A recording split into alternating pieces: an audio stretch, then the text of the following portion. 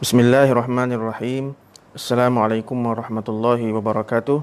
Alhamdulillahi rabbil alamin. Wassalatu wassalamu ala ashrafil anbiya'i wal mursalin wa ala alihi wa sahbihi wa man tabi'ahum bi ihsanin ila yaumiddin.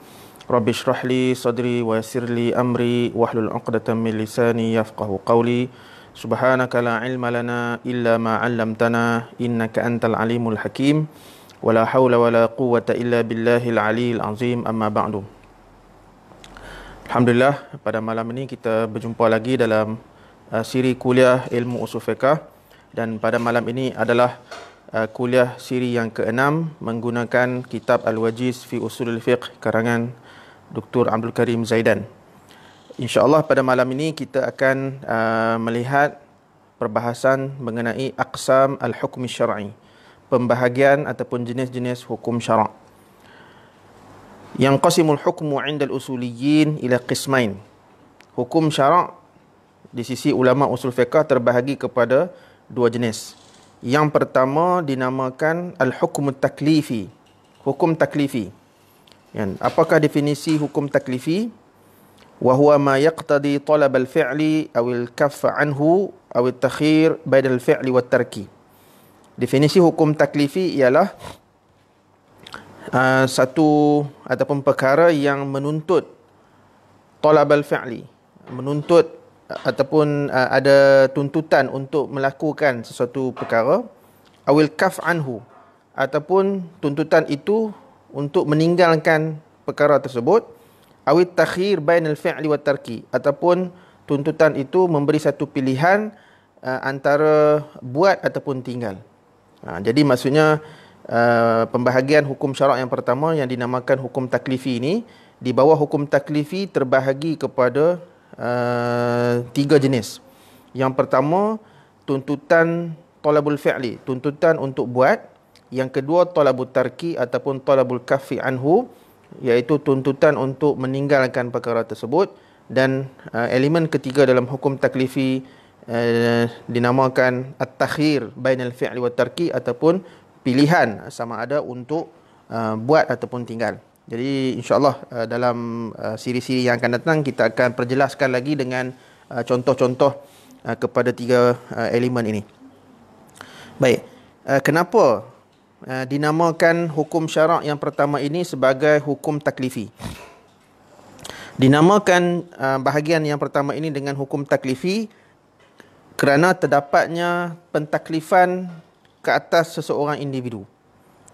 Dan ini apa yang zahir dari segi perbuatan, dari segi tuntutan untuk melakukan sesuatu perkara ataupun tuntutan untuk meninggalkan perkara tersebut.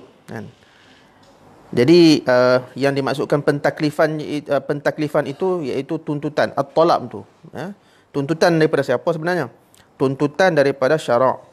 Dan sama ada tuntutan syarak itu berbentuk tuntutan suruh buat ataupun tuntut, tetapi tuntut supaya kita meninggalkan perkara tersebut. Jadi kulfah ataupun taklif yang dimaksudkan di sini ialah pentaklifan daripada Allah Subhanahu Wa Taala. Talabun, talabun daripada siapa? Talabun daripada Allah Subhanahu Wa Taala, supaya sama ada tuntutan itu adalah tuntutan untuk kita buat ataupun tuntutan untuk kita meninggalkan perkara tersebut. Dan pentaklifan dari sudut yang lain juga mengandungi maksud pilihan.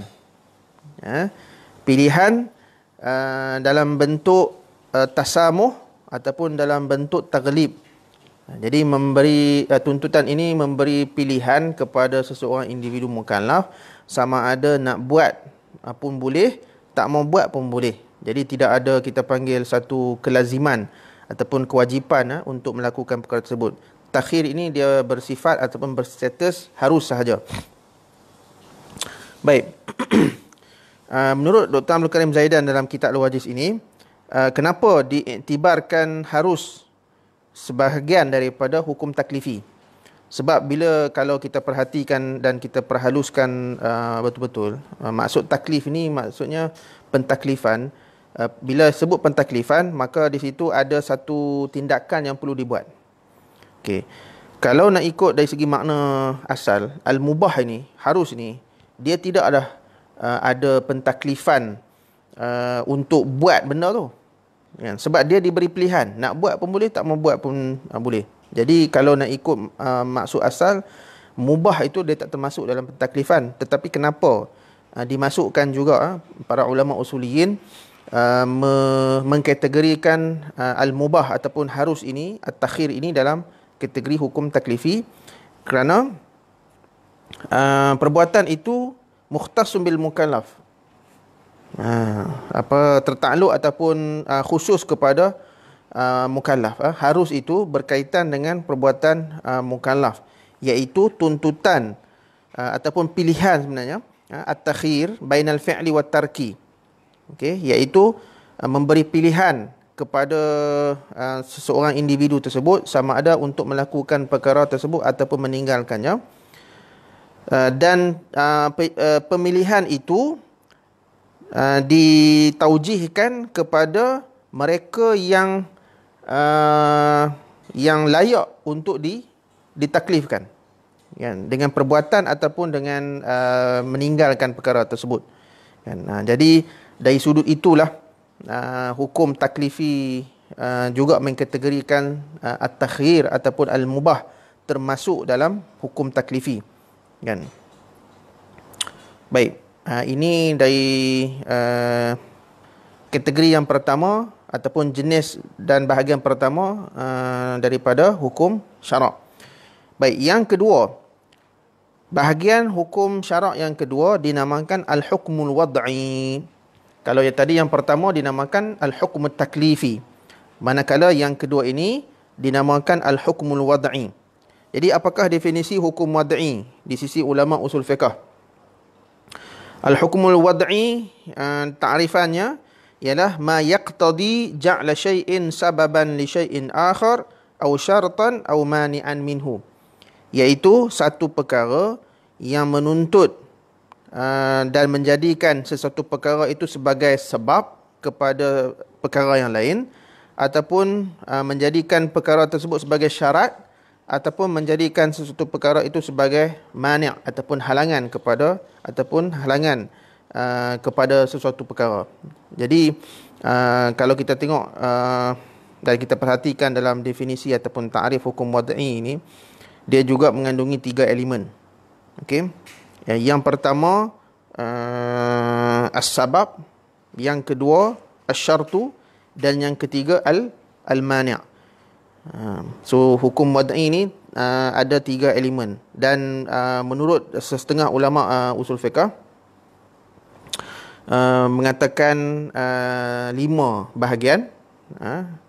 Hukum wad'i terbahagi kepada 5 bahagian, iaitu sabab, syarat, mani', as-sihhah, dan juga al-butlan, okey, ataupun al-batil.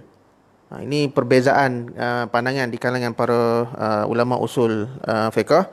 Ada yang mengatakan bahawa hukum wad'i ini 3 bahagian sahaja, dan ada yang mengatakan 5, dan malah ada sebahagian ulama usul fiqh yang mengatakan hukum wad'i ini terbahagi pada 7, kan, di mana mereka menambah 2 lagi bahagian, iaitu al-azimah wa rukhsah juga termasuk dalam hukum wad'i. Ini khilaf usuli sajalah. Baik, so kita dah faham sekarang ni yang dimaksudkan dengan hukum syarak di sisi Allah, di sisi ulama usul fiqh, ialah apa yang dituntut oleh Allah Subhanahu Wa Taala yang berbentuk khitab. So kalau dalam kuliah minggu lepas kita dah faham bahawa perbezaan hukum syarak di kalangan ulama usul fiqh dan fuqaha, ulama fiqh, di mana ulama usul fiqh ini menganggap bahawa ayat-ayat Al-Quran ataupun teks-teks ayat Al-Quran dan juga teks hadis itu adalah hukum syarak. Dan bila kita sebut khitab Allah, sama ada ayat Al-Quran ataupun hadis Rasulullah sallallahu alaihi wasallam, yang itulah dinamakan sebagai hukum syarak. Dan minggu ni kita perhalusi lagi bahawa hukum syarak, iaitu khitab Allah, sama ada dalam Al-Quran ataupun hadis, itu terbahagi kepada 2 jenis. Yang pertama dinamakan hukum taklifi, dan yang kedua dinamakan al-hukmul wad'i. Okey. Tadi kita dah bincangkan kenapa hukum taklifi dinamakan taklifi, sebab taklif tadi dimaksudkan dengan pentaklifan. Dia ada tuntutan di situ.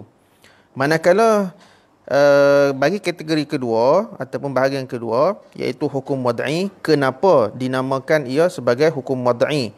Kerana hukum wad'i ini ialah rabtun baina syai'aini bisababiyyah awi syartiyyah awil mani'iyyah, iaitu kerana dinamakan hukum wad'i ini kerana terdapat satu ikatan antara dua benda atas dasar sababiyah, iaitu sebab musabab, kemudian ada kaitan dengan syarat, dan ada kaitan dengan mani', iaitu halangan, kan?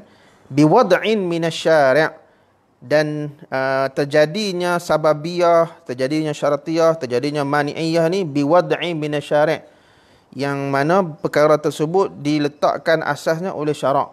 Maksudnya atas dasar perintah ataupun sebab daripada Allah Subhanahu Wa Taala. Kan, Allah menjadikan perkara tersebut sebagai ada kaitan dengan hukum, kan. Nanti kita tengok sebagai sedikit contoh. Baik, penjelasan yang lebih lanjut dalam arti kata yang lain, kenapa dinamakan hukum wad'i ini? Kerana syarak lah, yakni Allah Subhanahu Wa Taala lah yang menjadikan sesuatu perkara sebagai sebab kepada sesuatu perkara yang lain, dan Allah Subhanahu Wa Taala jugalah yang menjadikan sesuatu perkara sebagai syarat kepada benda yang lain, dan Allah jugalah yang menjadikan sesuatu perkara itu sebagai halangan kepada sesuatu perkara yang lain. Baik. Seterusnya kita lihat pula apakah perbezaan antara hukum taklifi dan juga hukum wad'i. Apa beza dia? Okey. Dalam buku ni Dr. Abdul Karim Zaidan meletakkan ataupun menggariskan dua perbezaan. Yang pertama, hukum taklifi adalah terdapat dalamnya tuntutan untuk melakukan sesuatu perkara, ataupun tuntutan untuk meninggalkan satu perkara, ataupun memberi pilihan kepada seseorang mukallaf itu untuk melakukan perkara tersebut ataupun meninggalkannya. Okey, amal hukmul wad'i, manakala hukum wad'i pula dia tidak ada tuntutan. Kan? Tuntutan ni maksudnya suruhan. Suruhan, kalau tadi hukum taklifi maksud talabun ataupun taklifun. Satu lagi kita boleh kata amrun, kan, iaitu suruhan dan permintaan daripada Allah Subhanahu Wa Taala untuk melakukan satu benda, ataupun tuntutan dan suruhan untuk meninggalkan satu benda, ataupun tuntutan itu amrun itu fi'il amar itu memberi maksud pilihan, nak buat pun boleh, tak mau buat pun boleh. Itu hukum taklifi. Manakala hukum wad'i, dia tidaklah bermaksud sedemikian. Maksudnya tidak ada tuntutan di situ, dia tidak ada arahan, kan? Idh la yuqsadu bihi illa bayan ma ja'alahu syari' sababan liwujudi syai'in. Bahkan dalam hukum wad'i itu, yang dimaksudkan dalam hukum wad'i ialah sekadar untuk menjelaskan benda apa yang menjadi sebab kepada benda yang lain, dan menjelaskan sebab benda apa yang menjadi syarat kepada benda yang lain, ataupun menjelaskan benda apa yang menjadi halangan kepada perkara yang lain, kan? Jadi tujuannya ialah untuk mukallaf itu mengetahui bilakah masanya tersabit ataupun berlakunya hukum syarak, dan bilakah ternafinya hukum syarak bila benda tu tak ada, kan? Kalau benda tu ada, adalah hukum syarak. Kalau benda tu tak ada, maka di situ tidak adalah hukum syarak yang dimaksudkan dengan maksud tertentu. Jadi pendetailannya nanti kita akan bagi contoh bila sampai pada tempatnya nanti, kan. Okey, itu perbezaan pertama. Jadi senang cerita kita faham, perbezaan pertama, hukum taklifi ni dia ada tuntutan. Kalau dalam hukum wad'i dia tak ada tuntutan. Sekadar Allah Subhanahu Wa Taala nak terangkan benda ni sebab kepada benda yang lain. Allah nak terang benda ni sebagai syarat kepada benda yang lain, dan juga sebagai halangan kepada satu benda yang lain. Itu perbezaan pertama. Manakala perbezaan kedua, al-mukallaf bih, benda yang ditaklifkan oleh Allah Subhanahu Wa Taala dalam hukum taklifi adalah perkara yang boleh dilakukan oleh seseorang mukallaf ataupun boleh ditinggalkannya. Maksudnya dalam kemampuan manusia untuk melakukan benda tersebut. Benda tu termasuk dalam lingkungan ataupun dalam kemampuan dan kebolehan seseorang mukallaf untuk melakukan perkara tersebut. Kerana apa? Li'annal gharada min at-taklif. Kerana tujuan daripada pentaklifan ini ialah supaya mukallaf melaksanakan apa yang telah ditaklifkan yang ditaklifkan oleh Allah Subhanahu Wa Taala. Dan dalam hukum taklifi ini, sekiranya sesuatu pentaklifan itu di luar lingkungan ataupun di luar batasan kemampuan manusia untuk melakukannya, maka pentaklifan itu akan jadi sia-sia. Okey? Sebab itu kalau kita perhatikan dalam syariat Islam ni, dalam fiqh kita ni, semua ibadat-ibadat ataupun pentaklifan yang ditaklifkan oleh Allah Subhanahu Wa Taala semuanya dalam kemampuan manusia untuk buat. Solat, zakat, haji, berpuasa dan sebagainya itu kan. Jadi tidak ada satu kita panggil pentaklifan dalam fiqh ni benda yang manusia ataupun mukallaf tak mampu buat. Contoh kalau kita nak cari pentaklifan, contohnya tuntutan ataupun arahan untuk manusia yang terbang. Okey, jadi terbang ni bukan dalam kemampuan manusia. Jadi kita takkan jumpa dalam ayat Quran ataupun dalam hadis Rasulullah sallallahu alaihi wasallam satu pentaklifan yang mewajibkan manusia terbang tiap-tiap pagi. Takkan ada, sebab terbang itu bukan sifat ataupun bukan satu perbuatan yang dalam kemampuan manusia. Jadi sebab itu benda-benda ataupun pentaklifan yang ada dalam hukum taklifi ini semuanya dalam kemampuan manusia untuk dilakukannya.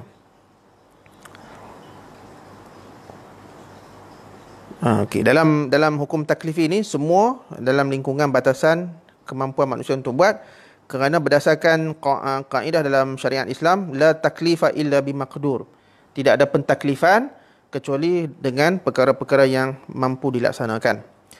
Adapun hukum wad'i, dalam hukum wad'i tidak disyaratkan bahawa perkara yang diminta dilakukan itu ataupun dalam hukum wad'i ini la yustaratu fi mawdu'ihi an yakuna fi qudratil mukallaf. Tidaklah disyaratkan dalam subjek ataupun dalam topik yang ada kaitan dengan mukallaf itu disyaratkan perkara tersebut mesti mampu dilakukan oleh seseorang mukallaf. Okey? Jadi dalam hukum wad'i ini dia ada sedikit beza dengan hukum taklifi. Dalam hukum wad'i tidak disyaratkan benda tu mesti dalam kemampuan manusia untuk buat. Maksudnya dalam hukum wad'i ada perkara-perkara yang boleh dilakukan oleh mukallaf dan ada perkara yang di luar batasan kemampuan manusia untuk buat. Okey. Jadi contoh hukum wad'i, antara contoh-contoh hukum wad'i yang mampu dilakukan oleh mukallaf, contohnya mencuri, berzina dan jenayah-jenayah yang lain, maka Allah Subhanahu Wa Taala menjadikan jenayah tersebut sebagai sebab kepada musabbabnya. Jadi contoh macam sariqah. Sariqah ni mencuri, satu perbuatan yang manusia mampu buat. Okey? Hukumnya haram. Tapi boleh tak mencuri? Manusia boleh mencuri. Kan? Jadi apa akan terjadi apabila manusia mencuri? Kan? Jadi kalau manusia mencuri, maka mencuri itu menjadi sebab kepada hukum hudud, iaitu potong tangan. Sekiranya tersabit kesalahan tersebut di mahkamah dan dibuktikan bahawa memang dia mencuri atas dasar ikhtiarnya sendiri, bukan atas paksaan, bukan kerana lapar dan tidak ada syubhah-syubhah yang lain. Okey, jadi mencuri, kan? Mencuri ini adalah satu perbuatan yang mampu manusia buat. Begitu juga zina. Zina juga adalah perbuatan yang dalam kemampuan manusia untuk buat. Hukumnya haram juga. Okey? Dan siapa yang melakukan zina ini, ia menjadi sebab kepada hukum hudud juga, iaitu hukum sebatan kalau bagi ghairul muhsan, yang tidak muhsan, dan hukum rejam sampai mati sekiranya penzina itu terdiri daripada mereka yang muhsan. Baik. Okay, contoh-contoh lain hukum wadai yang dalam kemampuan manusia untuk buat. Dalam kitab ni, dalam kitab Al-Wajiz fi Usul Fiqh ni, Dr. Abdul Karim Zaidan menggariskan contohnya macam semua akad-akad dan juga tindakan-tindakan muamalat manusia, kan. Ini semuanya adalah sebab kepada berlakunya kesan syarak dari segi pemilikan harta. Contohnya kalau dalam jual beli, kan, bila kita buat jual beli transaksi tersebut, maka al-bai' itu adalah sababun linaqlil milkiyah, kan. Menjual adalah sebab kepada pemindahan pemilikan barang. Nikah, apabila kita melakukan perkahwinan, akad nikah tersebut, maka nikah itu sebagai sebab kepada halalnya hubungan antara suami isteri. Okey, dan akan terhasillah segala hak-hak dan juga tanggungjawab antara dua pihak, iaitu suami isteri, kan. Wa ihdar syahidain, mendatangkan saksi sebagai syarat kepada sahnya nikah. Okey, wudu sebagai syarat sahnya solat. Oleh itu tidak sah nikah tanpa saksi, dan juga tidak sah solat tanpa wudu. Okey. Kemudian contoh lain, seseorang waris itu membunuh pewarisnya. Katakan si anak, dia bunuh si ayah. Kalau nak ikut hukum warisan, hukum miras, anak boleh mewarisi daripada harta si ayah. Tetapi dia, anak tu membunuh si ayahnya. Maka apabila berlaku pembunuhan anak terhadap ayah, maka itu sebagai mani', sebagai halangan daripada pewarisan, kan. Begitu juga penerima wasiat membunuh orang yang mewasiatkan itu juga dianggap sebagai mani', sebagai halangan daripada boleh berlakunya wasiat. Ini sebagai contoh, kita panggil contoh asas kepada hukum wadai, macam mana kita nak faham di kalangan ataupun di antara hukum wadai ini ada benda yang boleh manusia buat. Okey. Kemudian hukum wadai ini juga ada contoh-contohnya yang di luar batasan kemampuan manusia untuk buat. Yang tadi contoh yang di atas tadi tu kita sebut contoh-contoh yang manusia boleh buat, mukallaf boleh buat. Berikut adalah contoh-contoh hukum wadai tetapi di luar kemampuan manusia. Contoh apa? Contoh datangnya ataupun masuknya bulan Ramadan, maka ia sebagai sebab kepada wajibnya puasa. Dalam bulan-bulan yang lain selain daripada bulan Ramadan, nak berpuasa itu adalah hukumnya sunat. Tapi bila datang saja bulan Ramadan, dan waktu bulan Ramadan itu telah pun ditetapkan, kalau kita kat Malaysia ni, kita akan tunggu pemakluman oleh penyimpan mohon besar raja-raja bilakah tarikh awal Ramadan itu bermula. Maka bila dapat confirmation ataupun pengesahan tersebut, maka hukumnya menjadi wajib. Jadi masuknya ataupun tibanya bulan Ramadan, kelihatan anak bulan pada malam tersebut, maka keisukan itu hukum puasa akan menjadi wajib. Okey, kemudian gelincir matahari. Apa istilah gelincir matahari ni? Ini istilah dalam kitab klasik lah, iaitu apabila matahari tu dia terpacak di atas kepala, kan. Kalau betul-betul dia terpacak tu, dia tidak ada bayang, kan. So apabila bergerak sikit matahari sehingga kita nampak bayang, contoh dia macam ni. Kita ambil satu kayu, kita pacak atas tanah, dan kita tunggu waktu tengah hari, kan. So apabila tidak ada bayang, itu belum masuk lagi waktu zuhur, kan. So kalau ada sedikit gelincir dan mula menampakkan bayang kepada kayu tersebut, maka bermulalah masuk ataupun bila dulu kusyams tu ataupun gelincir matahari itu sebagai sebab kepada wajibnya solat zuhur, kan. Dan untuk penetapan kita panggil waktu solat, juga kita boleh lihat dan kita boleh tunggu makluman dalam media-media, sama ada media sosial ataupun media bercetak ni, tentang waktu yang paling tepat untuk kita mengetahui waktu solat, khususnya waktu solat zuhur, asar dan sebagainya tu kan. Baik. Kemudian contoh lain ialah al-qarabah, sifat kaum kerabat ini menjadi sebab kepada boleh kita menerima pewarisan. Baik, semua sebab-sebab ini, sama ada masuknya bulan Ramadan, gelincirnya matahari, berlaku al-qarabah, iaitu persaudaraan itu, ini semua adalah sebab-sebab yang bukan dalam kemampuan manusia untuk buat, bukan dalam kontrol manusia. Contoh, kita nak stopkan bulan Ramadan, tak boleh. Sebab ini kuasa Allah Subhanahu Wa Taala kan. Setiap 12 bulan tu, setiap kitaran selepas 11 bulan kita akan jumpa bulan Ramadan. Lepas 11 bulan kita akan jumpa bulan Ramadan. Sebab semua bulan tu ada 12 kan.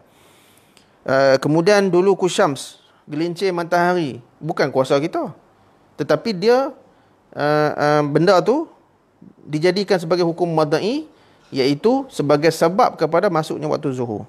Dan al-qarabah, ni yang ada kaitan sanak saudara ni, kaum kerabat ni, pun bukan dalam kuasa manusia untuk kita kontrol. Aku nak jadi anak orang ni, aku nak jadi anak orang ni, tak boleh. Sebab kita dilahirkan daripada ibu ayah yang tertentu kan. Jadi kita hanya menerima pewarisan daripada mak ayah kita sahaja. Kalau mak ayah orang lain tu, itu bukan kaum kerabat kita. Okay, semua contoh-contoh ini adalah contoh yang bukan dalam kekuasaan ataupun dalam kemampuan dan kebolehan manusia untuk buat. Okey, contoh lain, bulughul hulmi, iaitu syarat waktu baligh kan. Ini sebagai syarat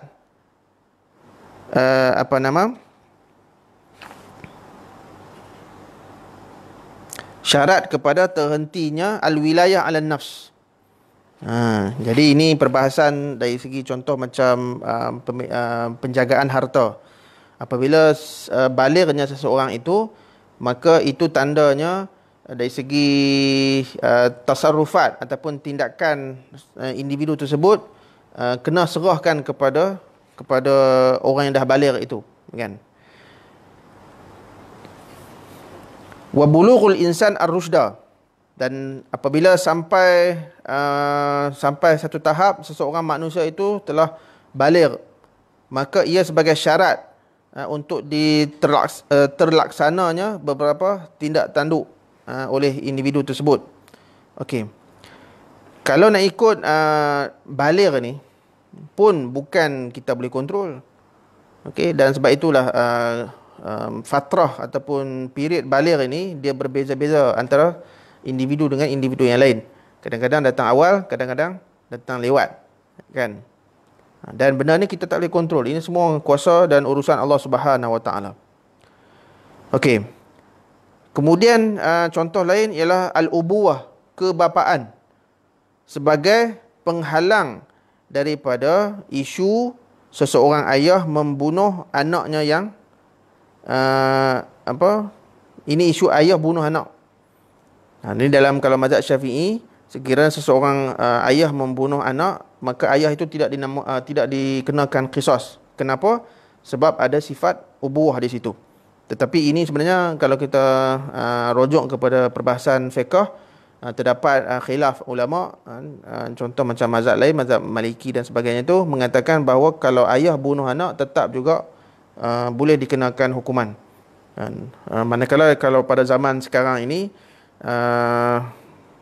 undang-undang menyatakan sesiapa sahaja yang membunuh orang, tak kisahlah dia bunuh anak sendiri ke mak ke ayah dia sendiri ke, tetap akan dikenakan hukuman. Dan itu lebih pendapat yang lebih rajih lah. Kalau tidak, orang akan menggunakan reason ataupun sebab dia tu sebagai seorang ayah, so dia nak bunuh anak dia sewenang-wenangnya. Jadi tidak ada masalah di situ kan. Baik, kemudian contoh lain ialah al-junun, sifat gila. Sifat gila ini adalah mani' sebagai penghalang daripada pentaklifan.